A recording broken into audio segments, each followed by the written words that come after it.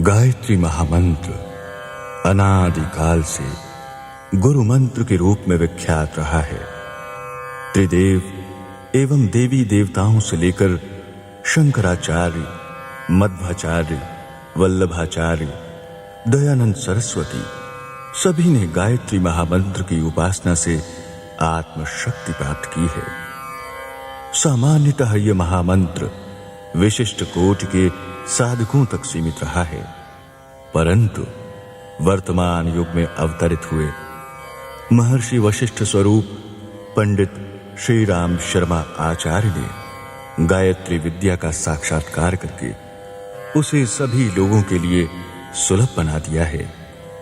इन्हीं पूज्यपाद गुरुदेव आचार्य श्री द्वारा विरचित गायत्री महाविज्ञान एवं गायत्री के महात्म दर्शन से प्रेरणा लेकर टॉप कैसेट के अभिभावक, गायत्री उपासक एवं विख्यात संगीत साधक श्री शंभू सेन ने गायत्री महाविद्या को जन साधारण तक पहुंचाने का विनम्र प्रयास किया है। आशा है कि वेद माता गायत्री एवं पूज्यपाद गुरुदेव पंडित श्री राम शर्मा आचार्य तथा माता श्री के आशीर्वाद से उनका ये प्रयास जन कल्याण की दिशा में लाभकारी सिद्ध होगा, साथ ही साथ गायत्री साधना की प्रेरणा देगा। वक्रतुंड महाकाय सूर्यकोटि समप्रभ निर्विघ्नं कुरु मे देव सर्वकार्येषु सर्वदा। ओम भूर्भुवः स्वः तत्सवितुर्वरेण्यं भर्गो देवस्य धीमहि धियो यो नः प्रचोदयात्। वेद, पुराण, श्रुति आदि के वस्तु विषयों को ऋषि मुनियों ने मंत्रों व छंदों द्वारा अनेक विधियों से समझाया है। इसमें गायत्री छंद सर्वश्रेष्ठ है। गीता में भगवान श्री कृष्ण ने इसे अपनी विभूति कहा है। बृहत् साम तथा सामनाम गायत्री छंदसामहम्। जीव, जगत तथा ब्रह्मांड के संबंध में जो कार्य कारण सहित प्रमाणित है तथा जिससे जीवन सुंदर व उत्तम बने, उन्हीं तत्वों को शास्त्रों में सत्य स्वीकार किया गया है। प्रभु की परा व अपरा प्रकृति से उत्पन्न 24 तत्वों से मानव की देह है। गायत्री छंद में भी 24 अक्षर हैं। प्रत्येक अक्षर के गूढ़ अर्थों के द्वारा मानव के लिए सर्वोत्तम आदेश निर्देश हैं। दर्शन विशेष की पृष्ठभूमि में शब्दों के सामान्य अर्थ व भावार्थ आदि के परिप्रेक्ष्य में गायत्री महामंत्र की विधिवत उपासना करने पर ये सब वस्तु विषय स्पष्ट होते हैं। परमात्मा की आदि शक्ति अनंत है। इसके अनेक स्वरूप हैं तथा साधना की अनेक यौगिक क्रियाएं हैं। सब साधनाओं का मूल आधार गायत्री का पंचांग योग है। इसकी उपासना स्वयं शिव भगवान करते हैं। गायत्री के पंचांग योग की महिमा स्वयं शिव जी ने शिव पुराण में समझाई है। पूर्णतः वैज्ञानिक रूप से युक्ति व तर्कों के साथ ये तत्व चिंतन है। इसमें कल्पना तथा भावुकता नहीं है। इसमें हमारे वर्तमान जीवन का यथार्थ दर्शन है। गायत्री महामंत्र के सारभूत सर्व तत्वों को पूरी तरह समझकर इसका उपयोग करना कल्याणकारी है। हमारे कार्यों के मूल में मन है। मन की चंचलता ही परेशानी, अशांति व दुख का कारण है।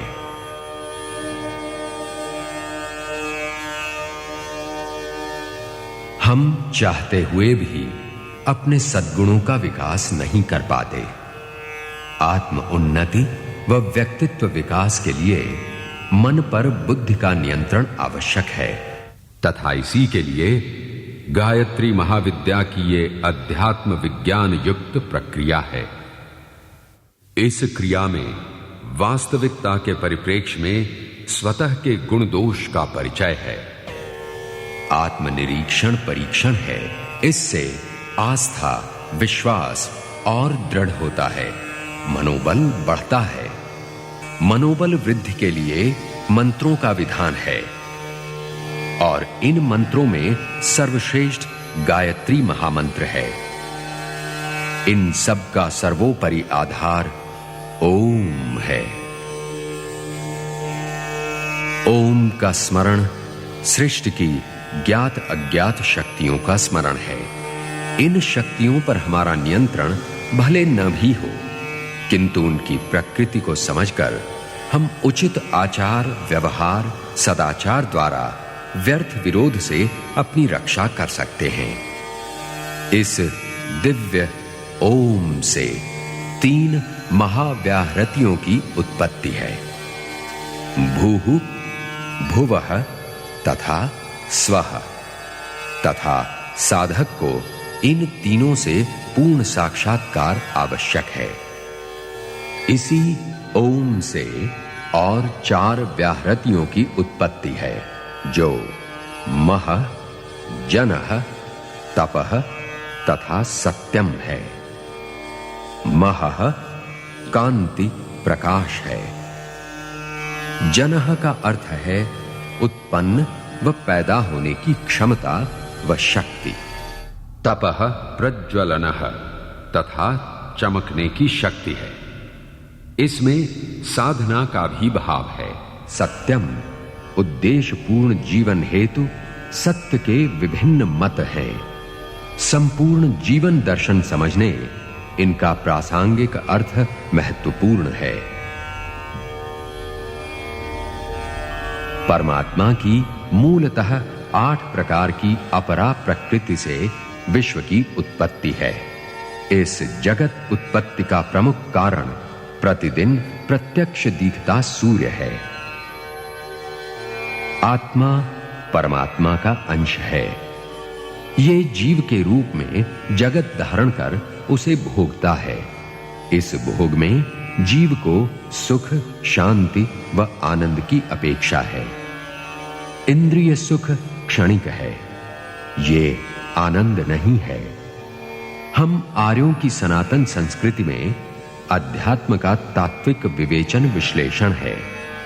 इसका बृहद ज्ञान है। स्वभाव को ही अध्यात्म का आधार कहा गया है। ये वो भाव हैं जो हमारे अंतः में हमारे मूल में जमे हैं। ये भाव ही हमारे व्यक्तित्व का आधार है। अपने स्वभाव से परिचय करना ही आत्मदर्शन है। जैसा स्वभाव होगा वैसी ही बुद्धि होगी। वही बुद्धि हमें वैसे ही कर्मों में प्रवृत्त कराएगी तथा अंततः वैसा ही अच्छा या बुरा फल प्राप्त होगा।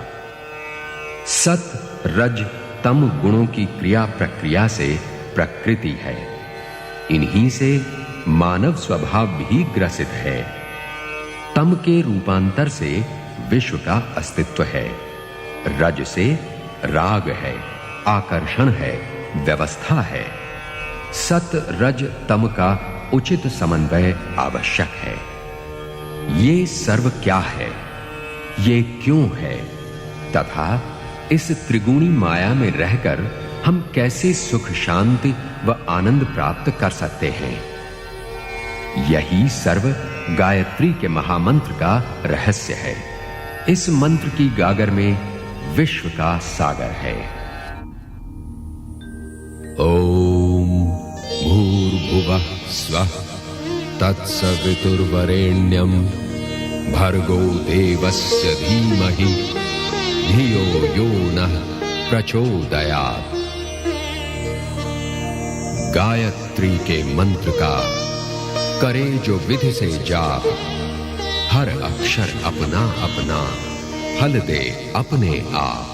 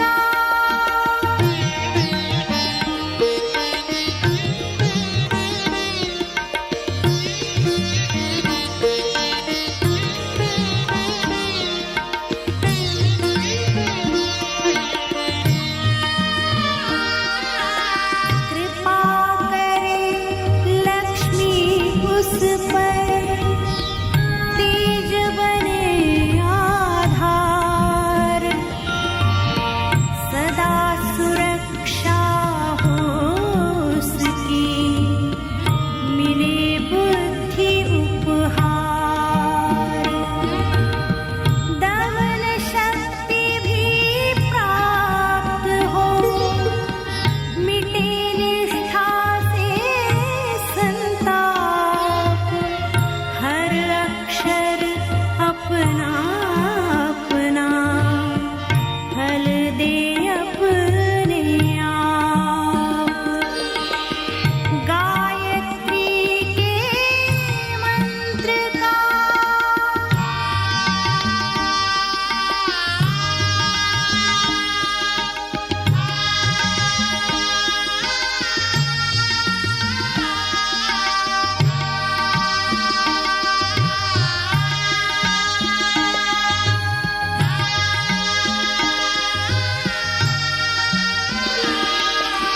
मन की बने सुधारणा, खिले जीवन में प्राण, संयम युक्ति पाए वो, तप का बने प्रमाण।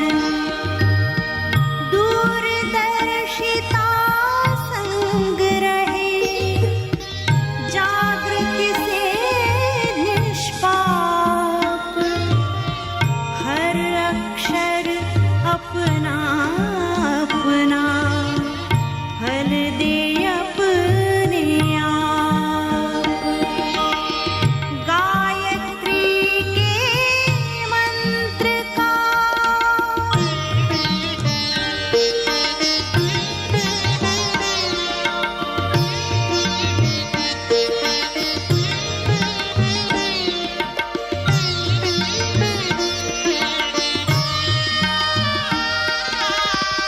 सृष्टि में रम जाए वो, सरल दिखे संसार, साहस पर पाए विजय, मेधा स्मृति का सार। बने विवेकी करे सेवा, लगे न कोई अभिशाप, हर अक्षर अपना अपना, फल दे अपने आप। गायत्री के मंत्र का करे जो विधि से जाप, हर अक्षर अपना अपना, फल दे अपने आप। गायत्री के मंत्र का अनेकों में से इस महामंत्र का एक भावार्थ है कि हम पृथ्वी, अंतरिक्ष और स्वर्ग तीनों लोकों में प्रकाश फैलाने वाले भगवान सूर्य नारायण के उस श्रेष्ठ तेज का ध्यान करते हैं जो हमारी बुद्धि को प्रेरित करे। महागायत्री के इन्हीं शब्दों का एक और भावार्थ है कि हम उस तेजस्वी प्राण स्वरूप, दुख पाप नाशक, सुख स्वरूप दिव्य ब्रह्म को धारण करते हैं जो हमारी बुद्धि को प्रेरणा प्रदान करता है। ओम प्रणव तथा भूः भुवः स्वः महाव्याहृतियों के जिस प्रकार अनेक अर्थ हैं, वैसे ही तत्सवितुर्वरेण्यम भर्गो देवस्य धीमहि धियो यो नः प्रचोदयात्। इस मूल गायत्री मंत्र का प्रत्येक अक्षर भी अनेक अर्थों का प्रतीक है। तंत्रोक्त शास्त्रों की मान्यता है कि 24 अक्षरों के गायत्री मंत्र के प्रत्येक अक्षर में चैतन्य देवी शक्ति है। ये ध्यान रहे कि तंत्र का अर्थ जादू टोने वाला तंत्र मंत्र नहीं है।